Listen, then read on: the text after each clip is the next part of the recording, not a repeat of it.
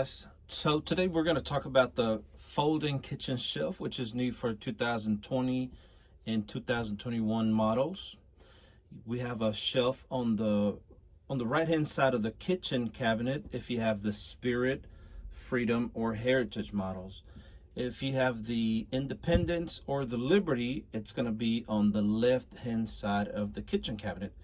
You simply hold it and bring it up, and it allows you to have more workspace. So all these units, they come with a sink cover, stove cover, and now the folding shelf. To fold it back down, there are a couple of tabs on the front of it, which you want to press both. So there's one, and then there's the other one. Once you press those, it folds back down.